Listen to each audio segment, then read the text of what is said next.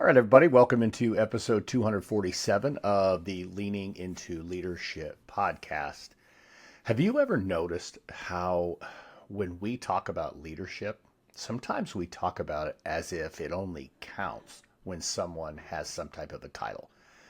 Principal, CEO, department lead, whatever it might be. For most people, including students, leadership equals a position. You and I both know that that's not exactly true. We know better than that. Leadership starts long before a title ever shows up. It begins with influence, it begins with initiative, and just simply the willingness to step forward. That's why I'm so excited about today's conversation with my friend Dr. Chris Jochum. His new book reminds us that you don't have to leave the classroom in order to be a leader. In fact, some of the most powerful leadership in schools happen without a title at all. Now, before we dive in, I want to take a moment and once again thank our partners at DigiCoach. And to be honest, today's episode connects perfectly with what they do.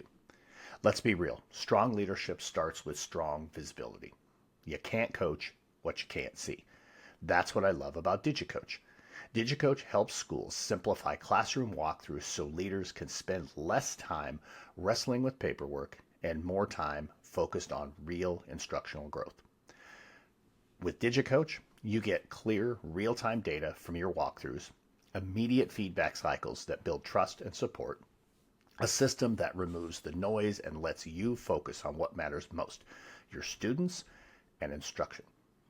And you get tools that help your entire coaching culture really thrive.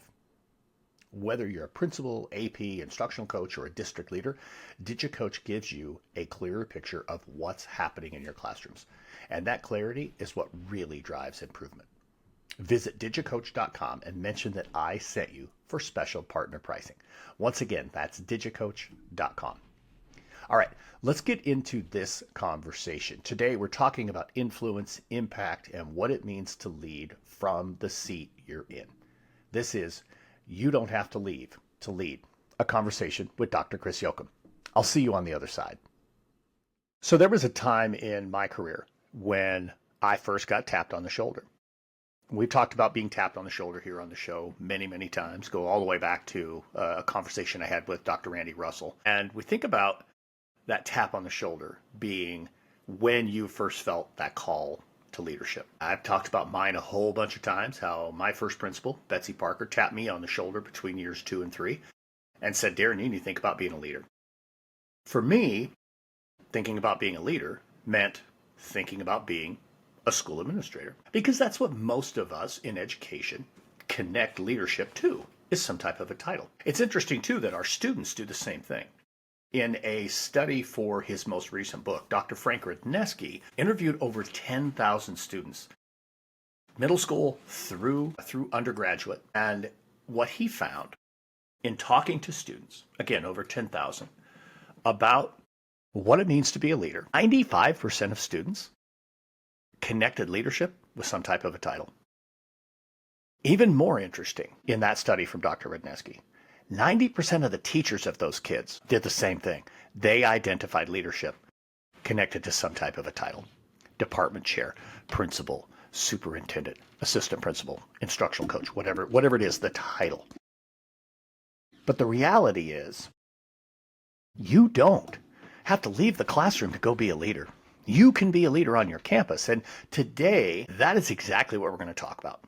We have a repeat guest here on the Leaning into Leadership podcast, Dr. Chris Jochum. Chris was on, folks, you got to dig into the archives, and I'll link it in the show notes for you, but he was on episode 33 of the Leaning into Leadership podcast quite some time ago. But today, Chris is here to talk about his new book, You Don't Have to Leave to Lead, which is a practical guide to teacher leadership. So let's dig into that topic, but first, let's do this. Chris, welcome back into the Leaning into Leadership podcast. Hey, thank you. Always great to be back. Certainly, first time I've been a repeat guest on a podcast, so looking forward to the conversation.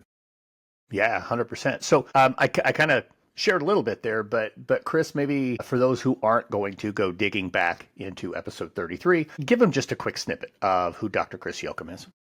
Well, currently the chair of a large teacher preparation program at Fort Hays State University in Kansas. We have an online program, we have an on-campus, so very fortunate there. Started my career in K-12 as an English as a second language teacher, then later as a high school Spanish teacher, and then for about 2 years now I've also been doing some speaking, consulting, coaching through my LLC. So very, very happy to, again, just be part of the conversation today and hopefully add value to others.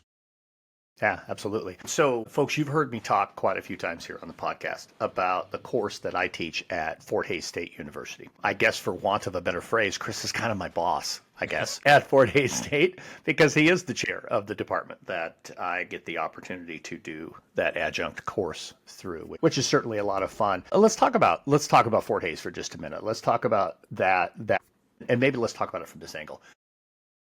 You were a K-12 educator, but you've been in higher ed for quite some time. Certainly, there are K-12 educators who go into higher ed. There are higher ed folks who come to K-12. What were some of the interesting transitions, or maybe now, as you lead this department and you teach future educators, what are some things that you've noticed or you've discovered about higher ed and how it can positively impact K-12? Well, the first thing I will say, it's reaffirmed, and for the K-12 educators, admin listening, it's reaffirmed that the hardest working people in the education field are in K-12, without a doubt. So hats off to you. Thank you for the great work that you keep doing. What I've also learned is that with some intentionality, when we are talking about preparing teachers, there are great things that can happen when we in higher ed and those in K-12 come together. And certainly the best work happens when those of us in K-12 come to those of us in higher ed come to those of you in K-12 saying, we don't have all the answers. You're on the ground floor of it every day. What do we need to know? What can we do differently to help the teachers that we are sending to your building, both as observers, student teachers, and then new employees? So that's the biggest takeaway is if you're in higher ed and you train teachers, work with your K-12 schools. Let them kind of set the pace because they understand what's going on. And once you're out of K-12, it moves so quickly that it's really easy to kind of lose track of what's really going on a day-to-day basis. Yeah, for sure. There's no question about that. Folks, I would tell you the work that is being done at Fort Hays State, and I'm not saying this because Chris is on the podcast. This is something I tell people all the time.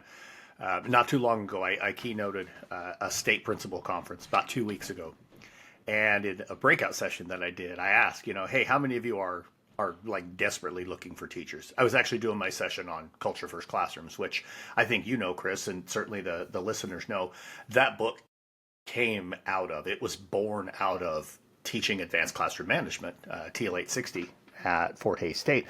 But I tell people all the time that if you're looking for teachers, Fort Hays State, there's not a shortage of teachers coming through Fort Hays State. A lot of universities, the one that I graduated from 2 different times, the University of Wyoming, not cranking out teachers anymore. What is it about Fort Hays State that you just keep having them come through the door? And not just at the undergrad level, but the second career folks. This semester alone, I have 58 students in advanced classroom management. I mean, wow. So what's the secret at Fort Hays? Well, And maybe you don't want to give away the secret. I don't know. no, I tell you, I thank you for the kind words. And while there's always metrics and bean counters that would certainly like to see more, we are very fortunate. I think the secret, it's the people.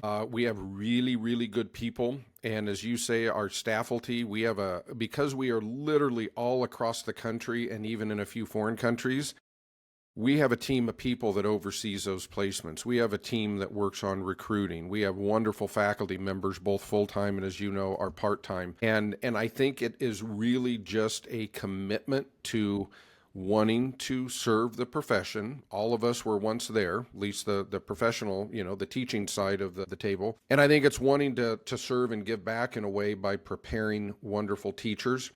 And so if it is a secret, I think it is just the day-to-day decisions and habits of our culture and our climate to where That's just kind of how we do things. Very, very hardworking people, very, very dedicated people. And we're in a culture where our default is often to say, why not instead of why. So also very entrepreneurial and innovative. So that might be part of it. Certainly. Yeah. Well, and I know, I'm not the only one doing it, but, people are certainly singing Fort Hays praises pretty much everywhere. I told this group in Wyoming 2 weeks ago, if you're looking for teachers, you better go to Fort Hays State. Make sure you get to their on-campus event because, there's a handful of states out there that might just have enough in terms of here's what we can pay you to pry some of those kids out of the state of Kansas. So you just never know. So Yeah. Look us up. Happy to chat. yeah, absolutely. So, okay, so let's talk about teacher leadership. Certainly, I know that's something that's been a passion of yours for a long time, but of course, it led to this brand new book. Those of you watching the video on YouTube are able to see the cover of this awesome book. You don't have to leave to lead: a practical guide to teacher leadership. Before we talk about the book, let's talk about why that is a topic that is important to you. Well, and you touched on it at the intro. I kind of backed into teacher leadership. So obviously in my current role, I've always been a student of leadership. I've had great leadership mentors. I wrote a book about 5 years ago on department chair leadership in higher ed. And as I was working on that book, I had an opportunity to teach a special topics class. And so it just kind of intersected that I decided to look into leadership, educational leadership, but while it's still in the classroom. And what I really found through teaching that and through interacting with students, and I taught that to future teachers, I taught it to seasoned educators that were, coming back for graduate credit, for research, whatever, is that while we know there isn't a one single answer to fix anything in education, be it test scores, retention of faculty, recruiting, I do think that an overlooked aspect and a very significant aspect is the idea of letting our teachers know that they are some of the most influential people in the building. And in doing so, it empowers them to understand that, as I say, they're the CEO of their classroom.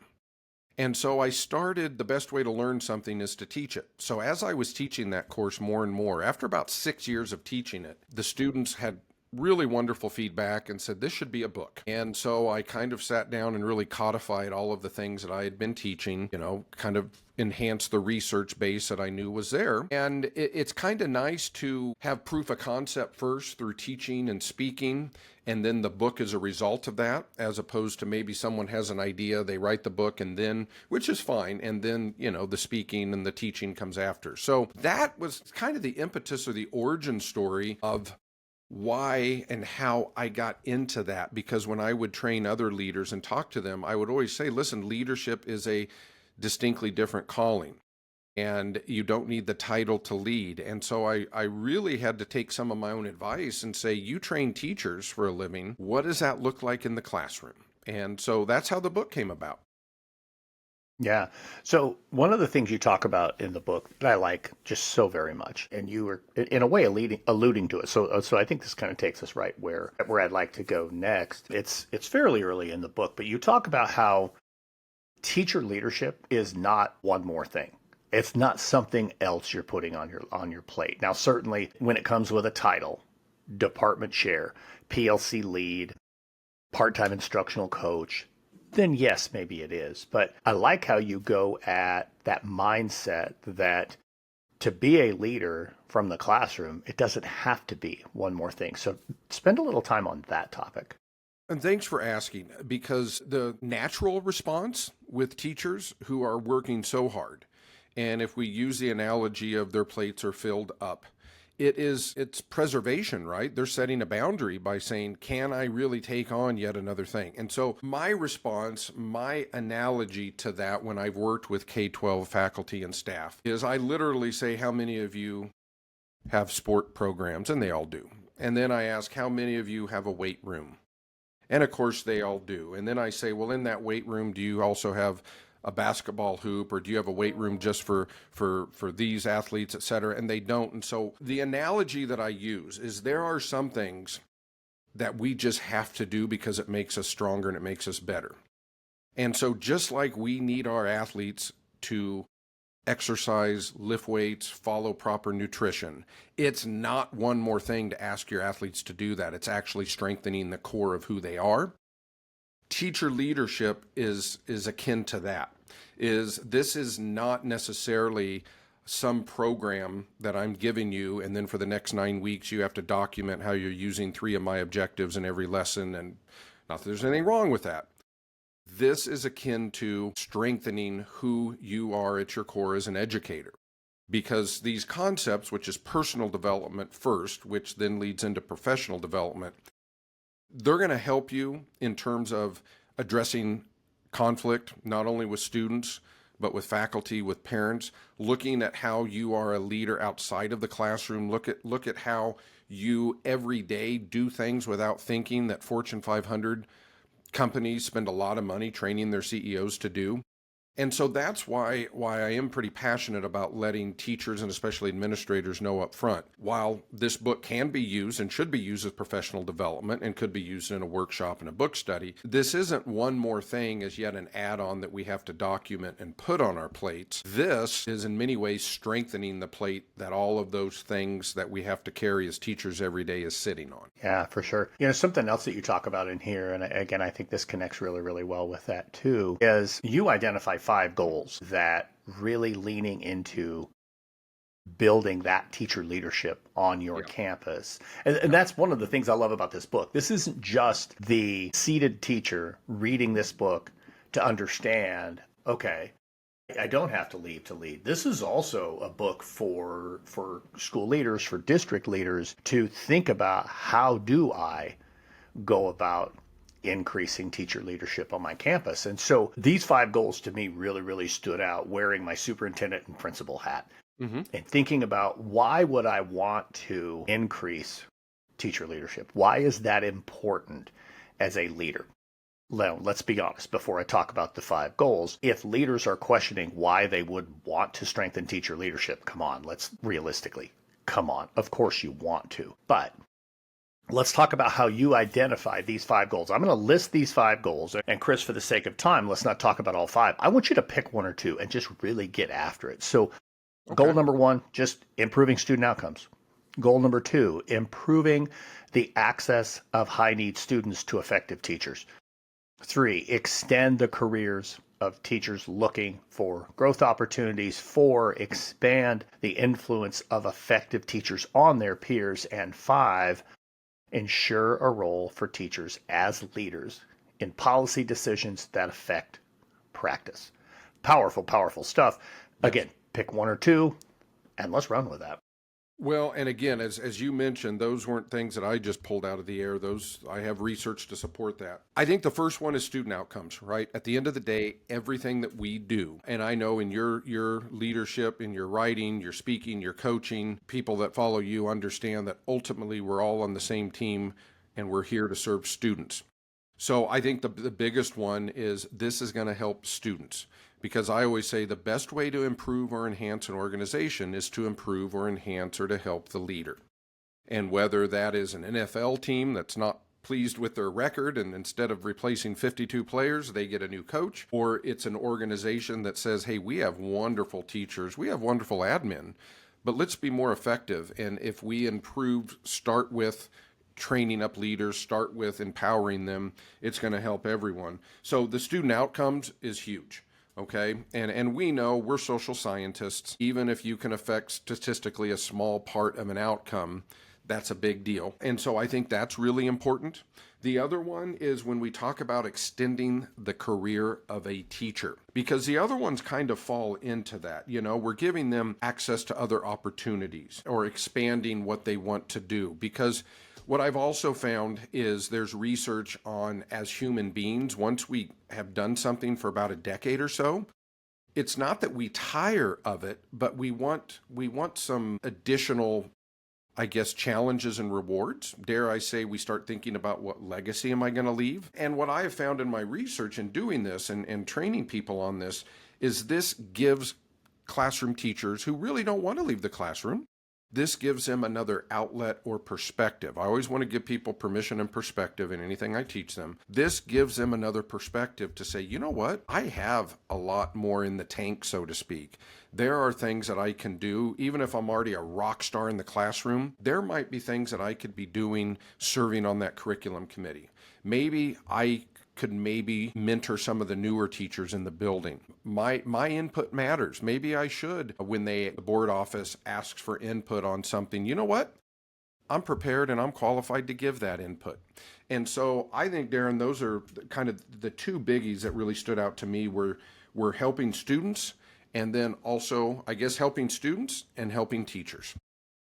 Yeah, for sure. And so let's go back to the student outcomes one for just a moment. Something you and I talked about a couple of weeks ago. You shared an article with me that goes back to one of my favorite books, Maxwell's 21 Irrefutable Laws of Leadership. And law number one is the law of the lid. And that's essentially what you're talking about. Yeah. That if you want to increase success, you got to raise the lid of the leader. So, Yes. I mean, I can tell this story, but maybe you run a little bit with that, because what you're talking about is raising the lid. Yes, yes. And so if you work with people, regardless of your title, you should read John Maxwell's 21 Irrefutable Laws. So what that essentially says is, if we quantify it, is we all have a number on us, right? We all have a lid or a maximum. And by and large, let's say if you have somebody that's an 8 as a leader, for the most part, they will only be comfortable working with and recruiting people that are 7 or lower. And conversely, if somebody that is maybe a 9 or a 10 comes on board with an 8, two things usually happen. They either just become complacent and put their head down and deal with it, because oftentimes the things that they want to share aren't really received, or they move on. Now, the positive side to that is we can all improve our lid, whatever that is, right? And as Maxwell says, improve your strengths, don't improve a weakness. Right? I'm going to improve my strength as a leader. I'm not going to go take up painting, because maybe I'll go from a 1 to 3 as a painter. But you know what? I could probably go from a 7 to a 9 as a leader. And so with that concept is, every classroom has a CEO called a teacher. And when we raise the lid, you talk about building capacity in schools. It's not just for the next teacher. Let's build up the people that are already in the building. And so when we collectively, all boats rise, raise that lid on a teacher through their practice, all of the things that make up a teacher, their pedagogy, their content knowledge, their classroom management, we're essentially improving the organization. And in this sense, it's the kiddos in the room and the extent to which they feel valued, seen, and heard, and ultimately are academically successful. And I'll just throw out that, to me, academically successful isn't everyone gets an A. It's how much did we move that needle for each kid. Absolutely. And folks, if you have not read 21 Irrefutable Laws, another way to look at what Chris is talking about here, if you want a legit, like, here's a great example of the law of the lid, just think about Apple computers. And the original founder of Apple computers is Wozniak, not Jobs. And Woz, for all of his intelligence, was a low lid leader. And that lid kind of puts a cap on what success can be. If you're a 3 as a leader, your success is never going to be higher than a 2. But what happens when he brings Steve Jobs into the fold, who's on a scale of 1 to 10, he's like a 37 for the lid of a leader. And of course, Apple just goes through the roof. Why? High lid leader, high levels of success. So as a classroom teacher, if you're a 7 or an 8, man, if you could go to a 9 or a 10, just think about how that success comes up with you. As you said, all boats rise. Really, really powerful stuff right there. Let's just maybe talk about one more thing in the book, and I'll let you kind of decide where we go. I can think of 4 or 5 more things that I'd love to talk about, but our time is starting to evaporate before our eyes. So maybe just talk about one more thing, or maybe a hope you have by publishing this book that you would love to see as an outcome. Yeah, well, again, my big hope is, and you touched on it when we talked about the big goals of, the 5 goals. Ultimately, I want to give teachers something that can affect students. And along that is, I tell the story in the book about the proverb of the field of diamonds, and you can read that or look it up. It's well known. But essentially, it reminds us that anytime we want to solve a problem, instead of our default saying the solution must be out there, let's look around our own feet, okay? And my hope is this will not only empower teachers, but it'll also maybe give some of those formal administrators perspective and permission to say, you know what, instead of finding more teachers, what could I do to maybe grow or enhance the ones that are already in the building, the ones that are already in my backyard?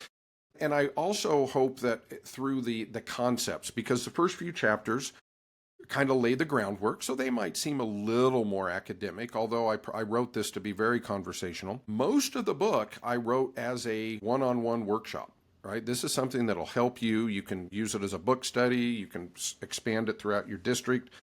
So in addition to helping students, I want this to help teachers. And I always say, if you can envision a bell curve, and on the left side of that curve are teachers that are maybe one bad day, one bad something away from leaving the profession altogether. And then on the right side, you have those that are really, like you said, they got the tap on the shoulder and they might want to be a principal. And please, we need wonderful principals. We need people to go into that for the right reasons too. Those on the left side of the bell curve, I am hoping that this gives them perspective and permission to say, you know what? I have what it takes. Teaching is hard because it's hard. Average humans, mere mortals, can't do what most teachers do. So you just got to understand that it's hard. The best athletes in the world still break a sweat, so it's okay. And it gives them perspective and permission to stay in this and maybe change their perspective. Those that are on the other end, and you've worked with them as well, Darrin, they love teaching and they don't want to leave their kids. And maybe what they don't realize is they can have an even broader impact by becoming that assistant principal, becoming that dean of students, is it gives them the perspective and permission to say, hey, I understand leadership in a way I never have. I understand what instructional leadership is. I understand what it means to lead my colleagues. And I think maybe I want to look at down the road becoming that principal. Or it might affirm for them that, you know what, their bucket is filled in the classroom. So I want to help students, and then I want to help teachers that are either on one end of maybe leaving altogether, or on the other end of it gives them the perspective and permission. If they leave the classroom to go into administration, they're doing it kind of with the open eyes and the proper mindset. Yeah, excellent stuff right there. Love that so much. Our time has flown by, and that has brought us to this place in the show where I ask you the same question I ask everybody on this podcast. This is the Leaning Into Leadership podcast. So in addition to everything that you've just talked about, Chris, how are you leaning into leadership right now? Well, I'm leaning in by continuing to challenge myself. So, you know, as a mentor of mine, when I was writing my first book, shortly thereafter, I called this individual with, you know, a question, a leadership question. And he reminded me, he said, Chris, it's in your book. It's in your book, right? You know the answer. And so what I am reminding myself is, what do I need to be doing to continue to make sure that I'm sharpening that saw, that I am following my own advice, that I am continuing to be a leader that grows. Because I would like, you know what, my goal, if you're listening, if you've read the chair book, and hopefully you'll get this new book, my next goal is to write a leadership book that is really not specific to either K-12 or higher ed, and it's just general, because leadership is leadership.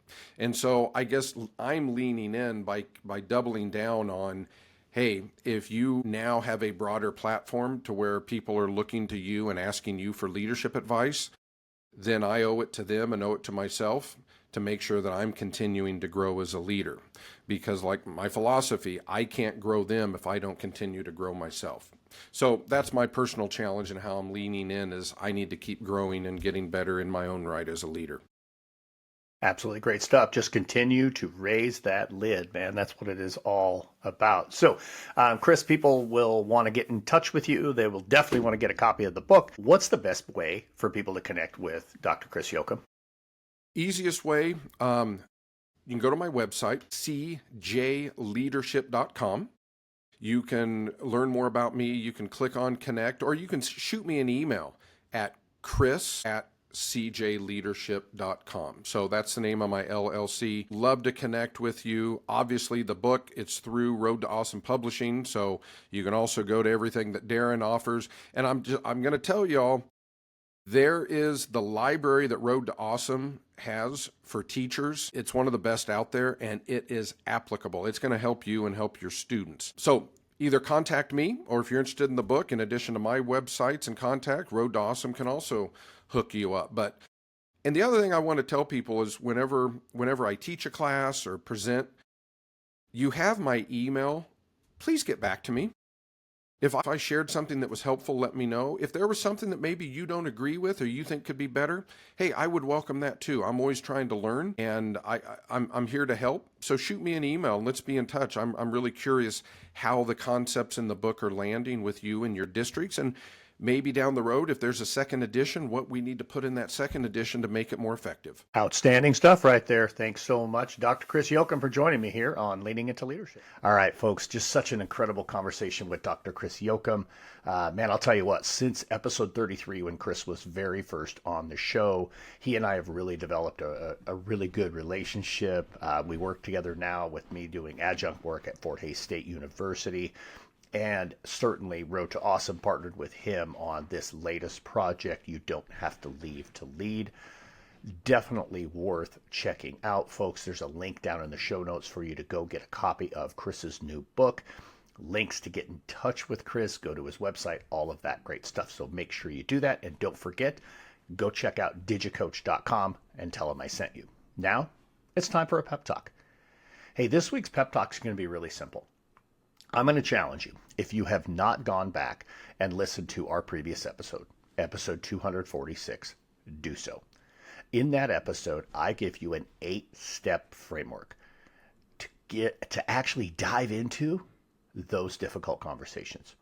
Every one of us, especially this time of year, we're at that point where we're not just on the threshold of, we need to have some of those crucial conversations. But so often leaders avoid them. They step away from them. They find excuses not to do them.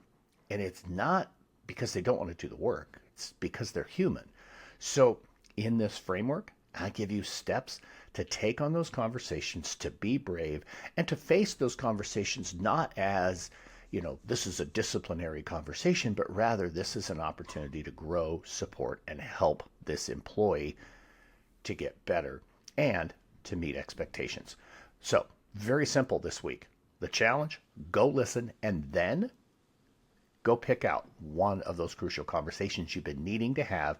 Use that framework and then let me know, how did it go? Hey, that's what I've got for you this week, folks. Thank you so much for joining me here on the Leading into Leadership podcast. We're heading into Thanksgiving week, so happy Thanksgiving to each and every one of you. Have a wonderful week. Get out there. Have a Road to Awesome week.